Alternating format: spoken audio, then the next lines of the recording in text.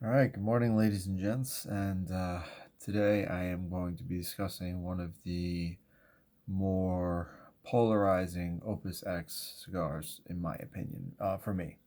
And here's the reason why. Today we are discussing the Opus X Angel Share. Okay. And this is, first off, it's beautiful. It's beautiful artwork, and I think that's one of the things I always liked about Opus. When I first heard about this cigar, I was dying to have it. I was dying to try it, and I searched high and low. And when these things first came out, they were effectively impossible to get a hold of. Right. The story, as it goes, is the angel share in the winemaking process. Because the wine is aged in oak barrels, some of it sort of evaporates, and the winemakers call it the angel share, and then basically alluding to the belief that the guardian angels of wine sample the wine and then they sort of give their blessing, right? Apparently, at Chateau de la Fuente, they were aging some tobaccos from the 40s and the 50s in anticipation of their 100-year anniversary. In 2012, there was a massive fire, and all that tobacco was lost. Uh, they sort of decided that they were going to put out a line called the Angel Share because they believed that the angels enjoyed the aroma of the tobacco and they smoked it, and that's what led to the fire. It's a nice story, and then they came out with this series.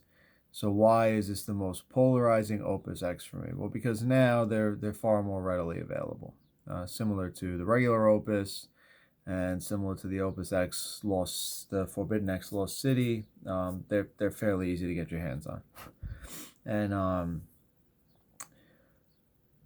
in terms of flavor, it's slightly different than the regular Opus.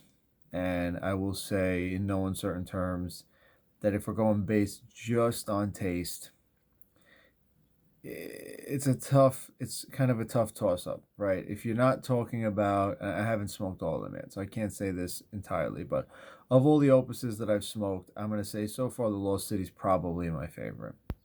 This one is either also would be number one spot or a very close second, maybe tied with the irregular Opus, just a different flavor profile. Why is it then that I say that this is polarizing? Because, and I don't know if it's just my luck, I bought these all from different stores at different times. So I can't say that they all come from the same batches. But you see, first off, there are two bands, right? And I don't know if you can see it. You probably can't because I'm filming this on a phone. But the entire back part of this cigar is covered in fucking pectin. Okay? Like, you can see it all on the wrapper leaf, like as far out as here. Okay? And it's in between the two and it's up. And this has happened more often than not. Okay? On this cigar. And what happens is when you get past this very, very short part here and want to start pulling the fucking bands off, well, guess what? Rips the wrapper leaf right off the cigar, and the entire second 2/3 of the fucking cigar are effectively unsmokable. Okay? So it's insanely aggravating, especially because it's such a good cigar, and more importantly, a very fucking expensive cigar. Because even this little bastard can run you $60 depending on what store you go to buy it from. Okay? And, I understand that, online they say this. You can't get them online. They're always out of stock. All right? And the only time you can get them online is when they come in some overpriced sampler pack with, three bullshit cigars. And, sampler pack costs $150 and it's got one of these in it. And you're like, oh, yeah, it's a great deal. Like, it's not. You end up paying $70 for this cigar. If you go to find them in a store, you're probably not getting a whole box, and they especially in New York, they're expensive, right?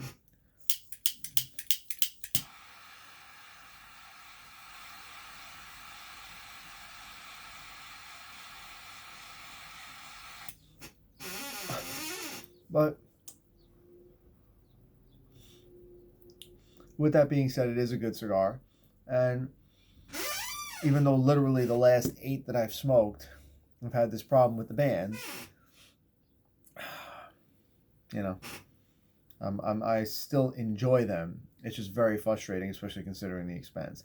Now, I don't know if that's the way that they were cared for. I don't fucking know. I can't honestly tell you because it doesn't make sense. It's not that way with any of the other Opuses that I've smoked so far.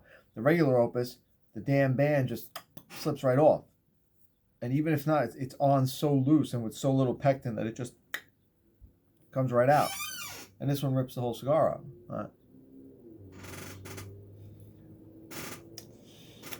I have had a few where it doesn't happen, and it's a very pleasurable rather, I should say, smoking experience. I think it has most of the notes and tones of the regular Opus. I don't know what they did different, because if you're a fan of Opus, the one thing you know for sure is they never release their blends. I mean, there's almost no information whatsoever on them. But, it does, seem like it's slightly mellower than the regular Opus. You know what I mean? I think that it just comes down like one level. It's got that woodiness. It's got that little bit of spice. It doesn't have that pepper. It's slightly smoother. So I guess whatever wrapper they put on basically is sort of, I guess, maybe brings it down to like a medium to full body, maybe a little more on the medium end. I will say it has all the things that I like about the regular Opus, but it's definitely a slightly lighter cigar. There are some different, it's got that cedar, leather, earthy kind of, taste to it, but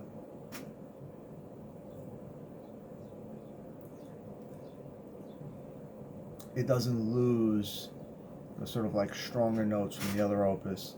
But, again, all in all, I do enjoy the smoke. I think that, if anything, my frustration that, of the, I don't know, 50 I've smoked up to this point, 35 have fallen apart. And it's sort of aggravating because now that it's more readily available, I'd like to enjoy it more.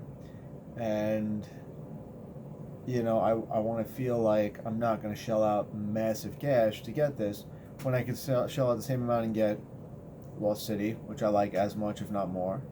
I could shell out the same amount and get all these Forbidden X 13, Forbidden X Taurus the Bull. I can get, for a few dollars more, I can get the 20th anniversary, which I've never had a problem with. I can get, I have some Purple Rains. I haven't been able to get any more of those, but I seem to be able to get my hands on Rare Black fairly easily. And, I mean, listen, all in all, I think you should definitely try it. It's a beautiful looking cigar. It's a beautiful looking band.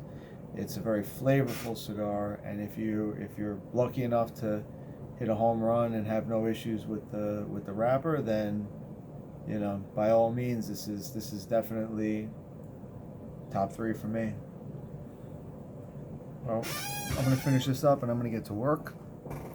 But enjoy, guys.